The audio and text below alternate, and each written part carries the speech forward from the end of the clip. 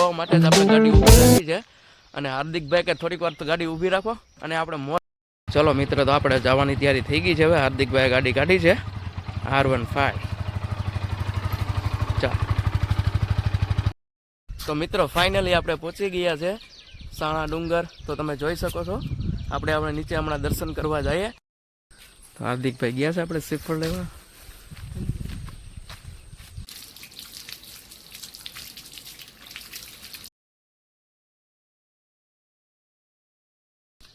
Hello YouTube family, કેમ છો? મજામાં? ગુડ મોર્નિંગ, જય માતાજી, જય મામાદેવ બધાને. ફરીથી સ્વાગત છે આપણું એક નવા બ્લોગમાં. આ સવારમાં ઉઠીને આપણે ફ્રેશ થઈ ગયા છે. તો આ નજારો તમે ખાલી એકવાર જોઈ લો. સવારનો વ્યૂ એક નંબર આવે છે અને હાર્દિકભાઈ તૈયાર થઈ ગયા છે હવે આપણી જોડે. અને આપણે હવે માણકી લઈને આપણે નીકળવાનું છે અત્યારે સાણા વાગ્યા. તો આપણે ફૂલ એન્જોય કરવાની છે. ચલો મિત્ર, તો આપણે જવાની તૈયારી થઈ ગઈ છે. હવે હાર્દિકભાઈ ગાડી કાઢી છે R15. ચાલ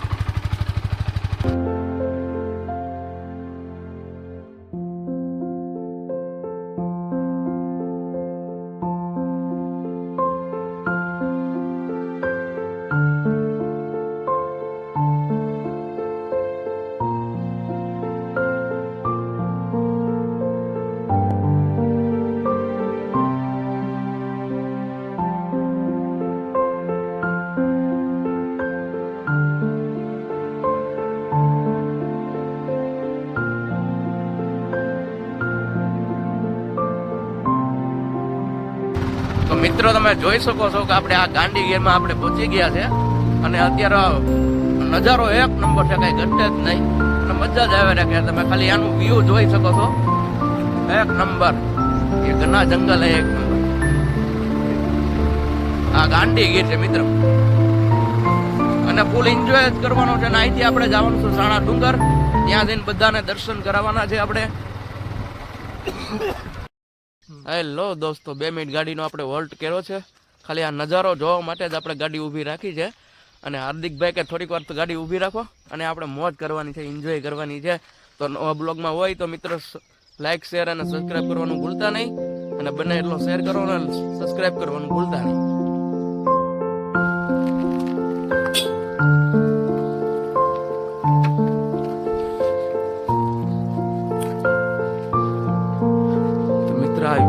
તમે જોઈ શકો છો અહીંયાનું વ્યૂ કેટલું મસ્ત છે.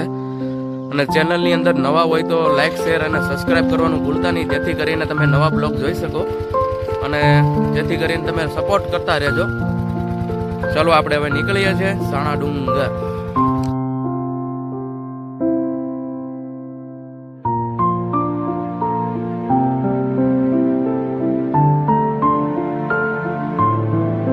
તો મિત્રો ફાઇનલી આપણે પહોંચી ગયા છે સાણા ડુંગર. તો તમે જોઈ શકો છો આપણે નીચે હમણાં દર્શન કરવા જઈએ. અને જો હાર્દિકભાઈ ગાડી ઉપર બેઠા છે. હું તો થાકી ગયો આ ગાડીમાં બેઠી બેઠીને, કારણ કે આ ગાડીની સીટ એવી હાથીના અંબાડે બેઠા એવું લાગે. જો હાર્દિકભાઈ પણ કે હાલો હવે દર્શન કરી આવીએ આપણે. દર્શન કરી આવી ગાઈસ.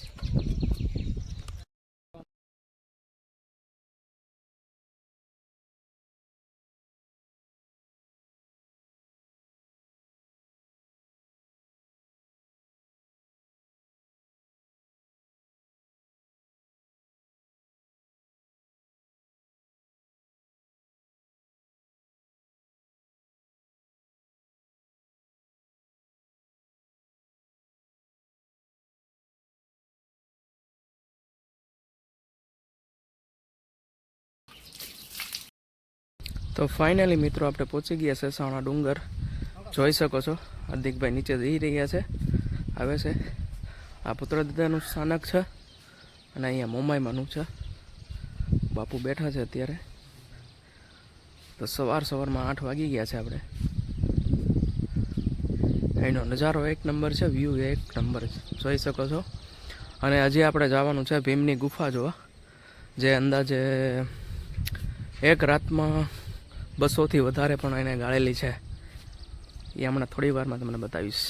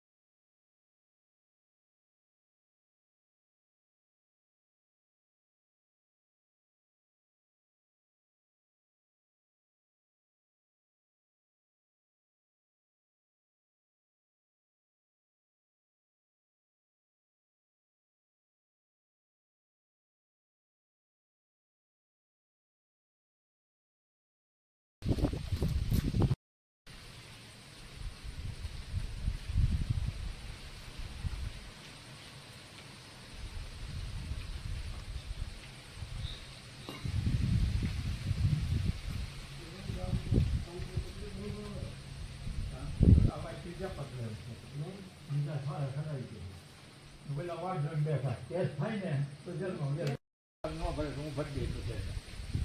કે કોને કીધું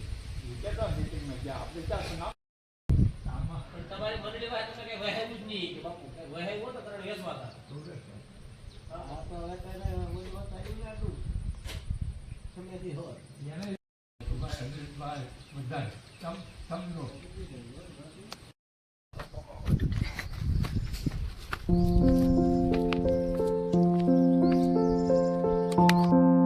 તો ગાઈઝ આપણે હાર્દિકભાઈના મિત્રો બધા મળી ગયા છે અહીંયા સાણા ડુંગર બધા વાતચીત કરી રહ્યા છે. જો આ બધા એના મિત્રો છે.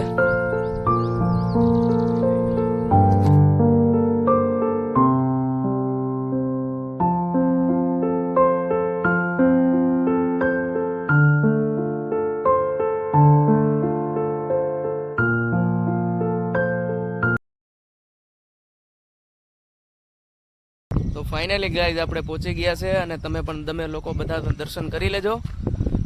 અને અહીંયા તમે જોઈ શકો છો છેલ્લે આપણે હાવ ડુંગરાની ઉપર ચડી ગયા છે અને આ છે ડેમ.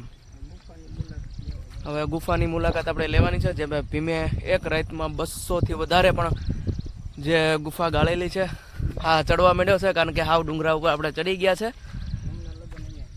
હા જો હાર્દિકભાઈ કીટ લઈને જાય છે. એ દુદા અને ભીમના લગ્ન અહીંયા થયા છે. ભીમનો માંડવો અને બધું અહીંયા જ છે. હમણાં બધા આગળ જોઈએ.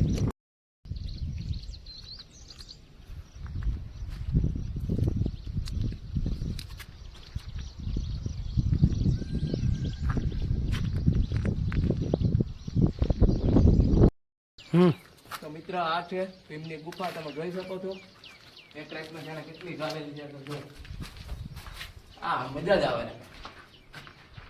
તમે લોકો પણ અહીંયા વિઝિટ કરજો એકવાર અને આપણી ચેનલને લાઈક શેર અને સબસ્ક્રાઇબ કરવાનું ભૂલતા નહીં. તો મિત્રો અત્યારે તો આપણે ગુફા જોવા ઓછી મળશે. એનું કારણ છે કે વરસાદના લીધે અત્યારે બધી ગુફા પેક થઈ ગઈ છે. તમે સામે જોઈ શકો છો 10 થી 15 વધારે પણ હશે. ફરતી કોર એટલી જ હશે.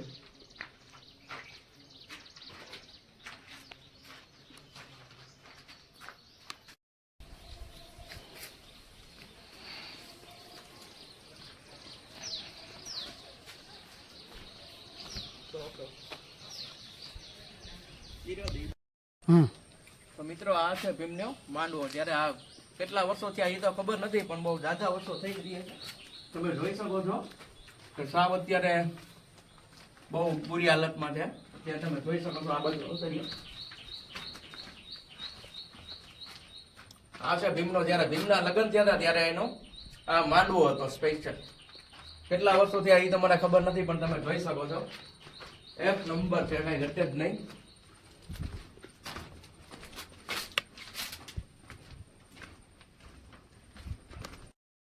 મિત્ર આ છે ભીમનું હાથીખાનું. ત્યારે એક રાતમાં એને આ બધી ગુફા ગાળેલી છે. આમાં અંદાજે કેટલા હાથી સમાતા એ તો ખ્યાલ નથી આપણને પણ તમે જોઈ શકો છો એકદમ વિશાળ છે. મારું તો માન્યમાં આવતું નથી પણ લાગે છે અમેઝિંગ. કાંઈ ઘટે નહીં. એક નંબર છે. તમે જોઈ શકો છો ફરતી કોણ એક આ પથ્થર એવો છે ને કેટલા વર્ષો થઈ ગયા છે.